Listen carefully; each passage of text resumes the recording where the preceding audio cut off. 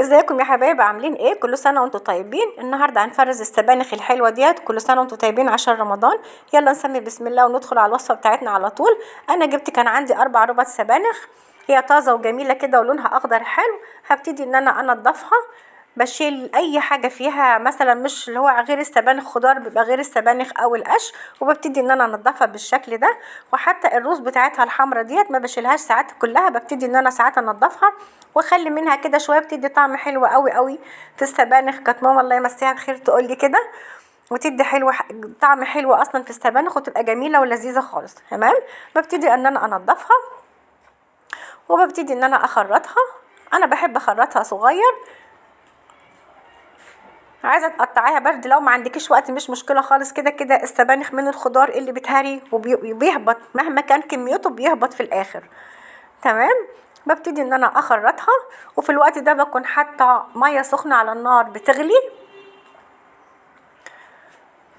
انا كنت غسلال قبل كده ومحضراهم ومقطعاهم عشان ما اطولش عليكم، بس في الفيديو يعني بقطع على قد ما اقدر الروس الحمراء، وبسيب منها بعض وحدات كده بقطعهم معاه. حتى لو كانت الراس كبيره شويه بتبتدي تخرطيها كده زي ما بنخرط الخيار على السلطه وكده، فبتبقى سهله معاكي وحلوه جدا عشان متبقاش حجمها كبير قوي باينه في السبانخ وانت بتاكلوها او انت بتطبخيها. تمام. وما بتبانش خالص برضو في الاكل، يعني معاكي في الطبيخ ما بتبانش خالص، بس بتدي طعم جميل جدا. تمام. ابتدي ان انا اخرطها.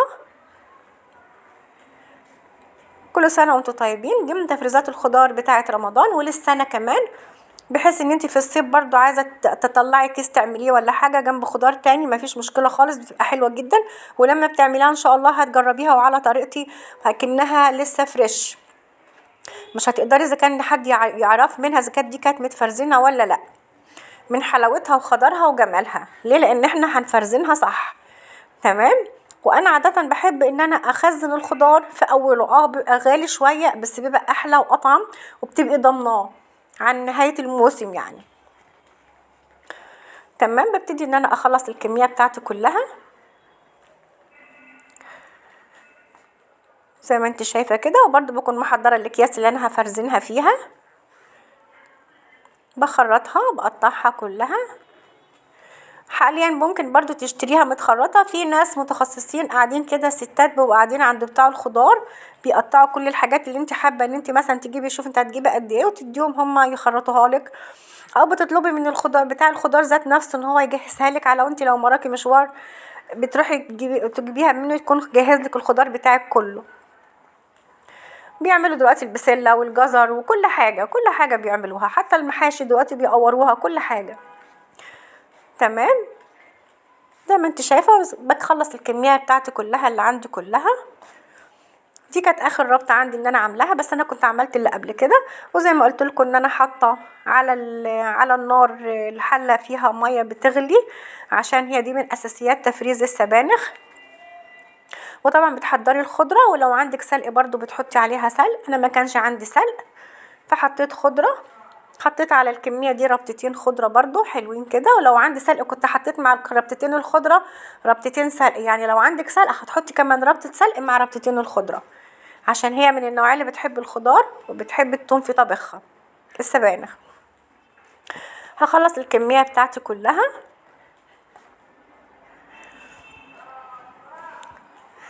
انا ما حبيتش ان انا اعمل الكميه كلها مع قدامكم عشان ما اطولش عليكم الفيديو بتاعنا.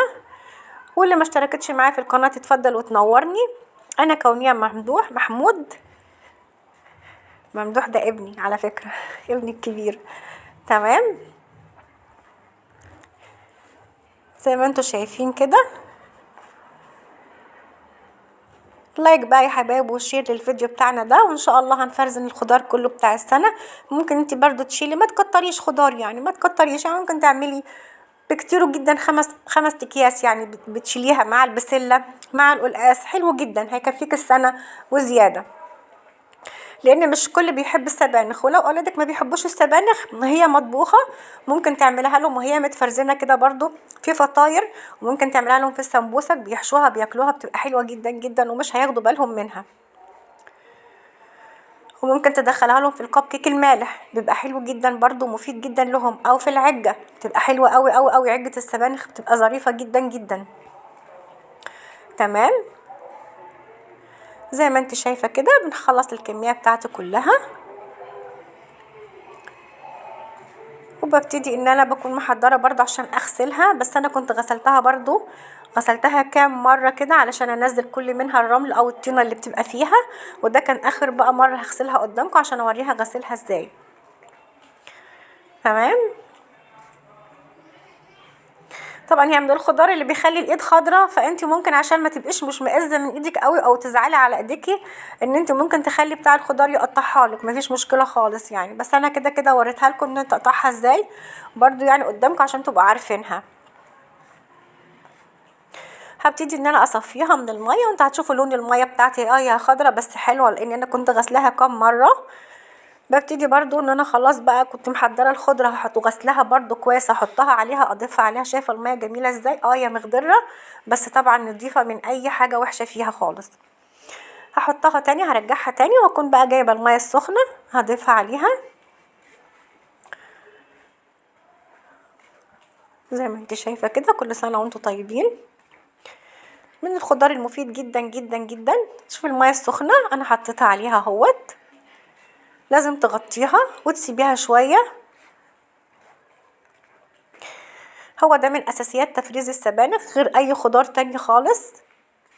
وبرده بالنسبه للسلق عشان ما يبقاش متواجد، بتجيب السلق وبتقطعيه برده صغير، وبعدين بتحطيه في اكياس، ما بتضربوش في الكبه. عايزه تضربيه ضربيه، بس انا بفضل تحطي معاه فصوص الثوم اللي انت هتعمليها مثلا على القلقاس او السبانخ بتعمليها بيها وبتحطيها. ولما تيجي تعملي بتفرديه برضو في الكيس.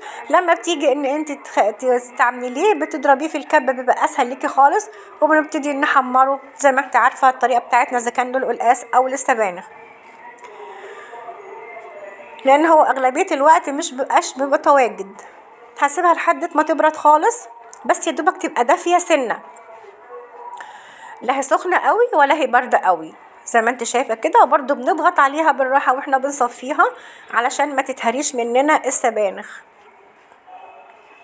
زي ما انت شايفه كده بنضغط عليها بالراحه خالص علشان ما تتهريش مننا وتبقى معجنه، تبقى معجنه معاكي. تمام. هبتدي برضو في الحاله ديت ان انا هضيف الخضره بتاعتي،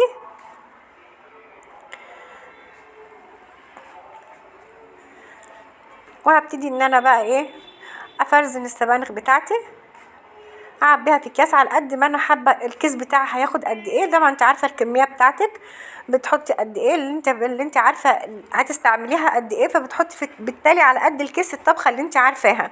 زي ما قلت لك بنحب ان احنا نفردها بحيث ان هي ما تبقاش تاخد حيز معاكي. طبعا انتوا عارفين ان اي حاجه بتزيد في الفريزر او مع التلج، فعشان ما تاخدش منك حيز نبطط الحاجه بتاعتنا كويس عشان تبقى مفروده معاكي، ما تبقاش مكلكعه معاكي لو سبتها اصلا هي مكلكعه.